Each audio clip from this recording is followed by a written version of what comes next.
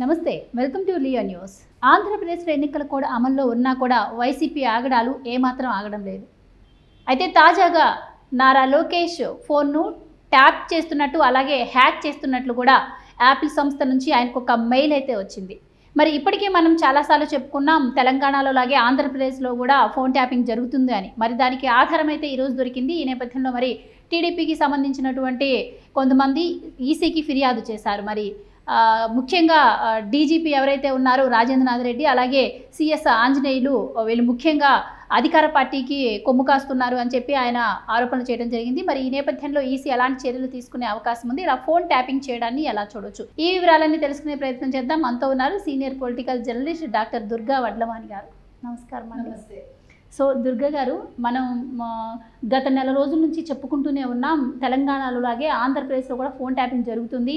చంద్రబాబు నాయుడు గారి ఫోన్ కావచ్చు, వాళ్ళ కుటుంబ సభ్యుల ఫోన్లో, అలాగే టీడీపీలో ముఖ్య నేతల ఫోన్లో హ్యాకింగ్ గురవుతున్నాయి అని. సో ఇప్పుడు మనం తెలంగాణలో చూసాం, ఎలక్షన్స్ అయిపోయిన తర్వాత తీగ లాగితే డొంగ కదిలినట్టు మొత్తం బయటికి రావడం, పోలీసులు ఒక్కొక్కరుగా బయటకు వస్తూ ఉన్నారు, జైలుకి వెళ్తూ ఉన్నారు. సో మరి ఆంధ్రాలో ఎన్నికలకు ముందే ఇది బయటపడింది. మరి సో దీనిపైన ఇప్పటికీ టీడీపీ కంప్లైంట్ కూడా చేసింది ఎలక్షన్ కమిషన్కి. దీనిపైన ఎంక్వైరీ వేస్తే ఇది ఎప్పటికీ కేసు సాల్వ్ అయ్యే అవకాశం ఉంది, ఎలాంటి చర్యలు తీసుకునే అవకాశం ఉందంటారు? ఇది చాలా మంచి పరిణామం. ఎందుకంటే మనకి ఇక్కడ తెలంగాణలో తీసుకుంటే ఎలక్షన్స్ అయ్యాక తెలిసింది. దానివల్ల ప్రతిపక్ష పార్టీలని ఒక రకంగా నష్టపోయారు, కేసీఆర్ వల్ల, అంటే టీఆర్ఎస్ వల్ల. ఎందుకంటే దీని మూల సూత్రధారులు వాళ్లే కాబట్టి వాళ్ళు కూడా చూసారా, మీకు రెండు పోలికలు ఆంధ్రప్రదేశ్ కి తెలంగాణకి. ఒకటి, ఇక్కడ యంత్రాంగం అంతా కేసీఆర్ చేతుల్లో ఉండింది అప్పుడు, అదే విధంగా ఫోన్ ట్యాపింగ్ జరిగింది. ఇప్పుడు సేమ్ సిచ్యువేషన్ మీరు అక్కడ జగన్మోహన్ రెడ్డి దగ్గర చూస్తున్నారు ఆంధ్రప్రదేశ్ లో, మొత్తం యంత్రాంగాలన్నీ ఆయన చేతిలో ఉన్నాయి. రెండోది, ఈ ఫోన్ ట్యాపింగ్ జరుగుతున్నాయి. మీరు చెప్పినట్టు మనం నెల్లాడుగా వీటి మీద మాట్లాడుతున్నాం.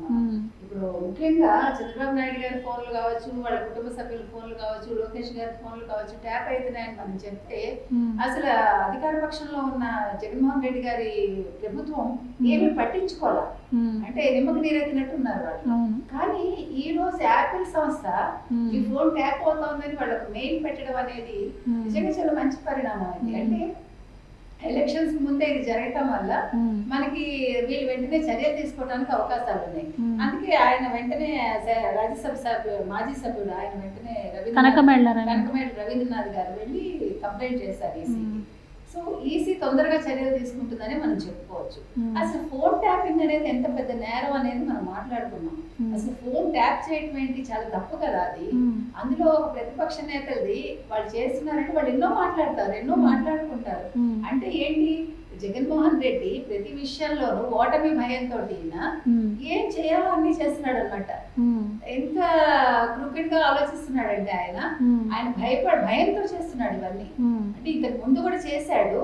అప్పుడు ఏంటంటే ముందు నుంచి ఒక ప్లాన్ గా, ఒక 6 నెలల నుంచి చేస్తున్నారు, మా వీళ్ళు ఒక ఏడాది నుంచి చేస్తున్నారు. అంటే వీళ్ళ ప్లాన్స్ ఏంటి తెలుసుకోవడానికి, వీళ్ళ ఎత్తుగడలు ఏమైనా ఉన్నాయా, రాజకీయ ఎత్తుగడలు, ఎన్నికల ముందు వీళ్ళు అంటే ఎన్నికల్లో ఎలా వెళ్దాం అనుకుంటున్నారు, ఈ విషయాలన్నీ తెలుసుకోవడానికి వీళ్ళు ఏడాది కాలంగా వీళ్ళ మీద నిఘా వేశారేమో నా అనుమానం. ఎందుకు చెప్తున్నానంటే, వీళ్ళ కదలికలను బట్టి వాళ్ళు అభ్యర్థుల్ని నిల్చోబెట్టడం కానీ, అభ్యర్థులు తీసేయటం కానీ, లేదా ఎవరిని ఎక్కడ పెట్టాలి, ఏం చేయాలి, మనం ఏ రకంగా స్టెప్ వేయాలి, ప్రతి ఒక్కటి ఆ ఎత్తుగడలు అంటారు చూడు, ఆ ఎత్తుగడలు తెలుసుకోవటానికి వీళ్ళు ఈ ప్రయత్నాలన్నీ చేశారని నా ఉద్దేశం. అందులో భాగంగానే ఇది చేశారు. ఈ ఫోన్ ట్యాపింగ్ వల్ల వాళ్ళకి అడ్వాంటేజ్ ఏంటి అని మీరు అడగచ్చు. అన్ని రకాలుగా అడ్వాంటేజే. ఇప్పుడు లోకేష్ ఏదో మాట్లాడతారు ఎవరితోటో, so what is his future plan, what is going to do next అనే దానికి ఈ ఫోన్ ట్యాపింగ్ ద్వారా విన్నది ఈ అధికారులు ఎవరైతే వింటారో వాళ్ళు జగన్మోహన్ రెడ్డికి చేరేస్తే ఆయన వెంటనే చర్య తీసుకోవడానికి అవకాశం. ఇది వీళ్ళ ప్రాణహాని కూడా ఉండొచ్చమ్మా ఇలాంటప్పుడు. ఇప్పుడు వీళ్ళు ఎక్కడికి వెళ్తున్నారో తెలుసుకున్నప్పుడు నాయకులకి, ప్రతిపక్ష నాయకులకి ప్రాణహాని ఉండే అవకాశం కూడా ఉంటుంది. ఇది కూడా మనం చాలా ఆలోచించాల్సిన విషయాలు. ఇవన్నీ సీరియస్ గా పరిగణించి కేంద్ర ఎన్నికల సంఘం కానీ, రాష్ట్ర ఎన్నికల సంఘం కానీ, అసలు ఇంకొక పెద్ద విషయం ఏంటంటే, వాళ్ళు చర్యలు తీసుకోవటమే కాకుండా అసలు జగన్మోహన్ రెడ్డిని ముందుగా అసలు అరెస్ట్ చేయాలమ్మా ఈ విషయాల్లో. ఇన్ని క్రికెట్ పనులు చేస్తున్నందుకు నిజంగా వాళ్ళు అసలు ముందుకు వచ్చి జగన్మోహన్ రెడ్డి గారిని అరెస్ట్ చేయాల్సిన అవసరం అయితే ఏదైనా ఉందమ్మా. మేడం, విదేశాల నుంచి సాఫ్ట్వేర్ తెప్పించి, మరి పెగాసస్ అనే సాఫ్ట్వేర్ని తెప్పించి ప్రతిపక్ష నాయకుల ఫోన్లను ట్యాప్ చేస్తున్నారు అని చెప్పి తెలంగాణలో మనని, ఈవెన్ ఆంధ్రప్రదేశ్లో కూడా అదే వినిపిస్తూ ఉంది. సో అయితే ఒక ఫోన్ ట్యాప్ చేయటము అంటే ఆ వ్యక్తిగత స్వేచ్ఛని హరించినట్టే. అంటే ప్రతిపక్షాల విజయావకాశాల మీద కూడా దెబ్బపడే అవకాశం ఉంటుంది, ఈవెన్ మీరు చెప్పినట్టు ఇందాక. అయితే ఇప్పుడు ఎటు తిరిగి ఇప్పుడు గతంలో చూసుకుంటే డ్రగ్స్ ఇష్యూ కావచ్చు, పెన్షన్ల ఇష్యూ కావచ్చు, ఈ విషయాలు ఇప్పుడు ఈవెన్ ఈ ఫోన్ ట్యాపింగ్, ఈ విషయాలన్నింటిలో కూడా చుట్టి ఎక్కడికి వస్తుందంటే డీజీపీ అలాగే సీఎస్ మీద వస్తుంది. మరి వీళ్ళిద్దరి మీద ఆరోపణలు వస్తున్న నేపథ్యంలో మొన్న మధ్య రీసెంట్గా మనం చూసాం, పురంధరేశ్వరి గారు 22 మందిపై చర్యలు తీసుకోవాలని చెప్పి ఈసీకి లేఖ రాసింది. దానిపై వైసీపీ నుంచి ముఖ్య కార్యకర్తలు, మంత్రులు ఎవరైతే ఉన్నారో వాళ్ళే స్పందించి ఆవిడ మీద కౌంటర్ వేసిన పరిస్థితి. సో ఇంత జరుగుతున్నా కూడా వాళ్ళు ఏం సమర్థించుకున్నారు, ప్రతిపక్షాలు కావాలని చెప్పి పోలీసుల మీద కావచ్చు, వీళ్ళ మీద కావాలని చెప్పి ఇలా ఈసీకి ఫిర్యాదు చేస్తుంది.